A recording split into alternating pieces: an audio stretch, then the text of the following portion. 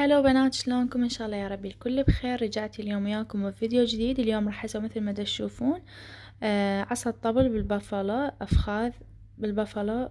طبعا تقدرون تستخدمون اجنحة او هاي الافخاذ، يعني عصا الطبل يكون حجمها صغير، انتو براحتكم. هنا اني غاسلتها ومنظفتها كلش زين. طبعا هي موجودة بالأسواق بكثرة، إنه ماعون يجيب هيجي عصا طبل ناعم، يعني يكون مو هذا الخشن الكبير، لا ناعم وصغيروني، يعني يكون حجمه بقد حجم الجناح. أول ما أبدي هسه راح أضيف كوب من الطحين، وبعدها راح أضيف ملعقة صغيرة من الملح، وراح أضيف ملعقتين من نشا الذرة. هاي راح ينطي قرمشة بسيطة للأفخاذ، وراح أخلطهن بشكل كلش زين. هسه الأفخاذ هنا عندي نظيفة، راح أضيف لها رشة من الملح، وراح أبدي هيجي يعني أوزع الملح كلش زين. وبعدها راح أضيف هماتين رشة من الفلفل الأسود، رشة بسيطة لأن البفلة هي كلش حارة، فراح أضيف وهماتين أوزعها كلش زين.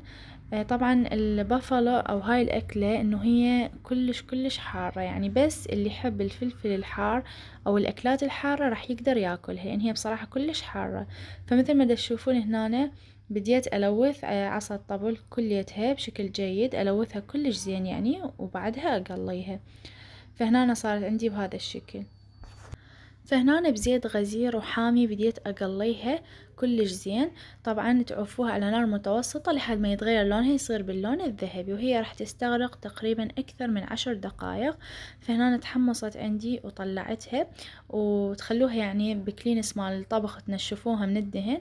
وبعدها راح أجيب مقلاة، وهاي صلصة البفلة الجاهزة، راح أخليها بالمقلاة لحد ما تبدي تطلع مثل الفقاعات. فمن تبدي تطلع الفقاعات راح أنصي النار، راح أنصيها وأبدي أضيف الأجنحة أو الدجاج، أفخاذ الدجاج اللي هي هاي عصا الطبل اللي أنا مقليتها.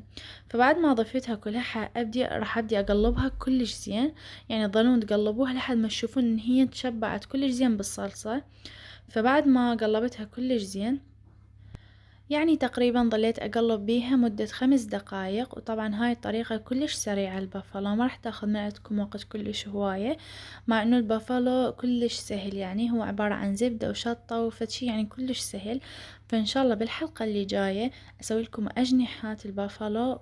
والبافالو أنا حسوي لكم إياه يعني بالتفصيل. فبس هنا أنا جيت مستعجلة، فجبت يعني صلصة جاهزة، فأنتوا تقدرون هماتين تسووا بالصلصة الجاهزة، يطلع كلش طيب، ويطلع بعد أطيب من ما أنتوا تدزوه من المطعم أو ماكليه برا. بس شنو أنا أقول لكم، هو كلش حار، يعني ما يفيد إلا اللي يحبون الأكلات الحارة يقدرون ياكلوه، راح يحبوه كلش هواية. وطبعا ما احكي لكم عن الطعم، كان كلش طيب وما اخذ من عندي وقت، صار كلش بسرعة. ولهنا وصلت الى نهاية الفيديو.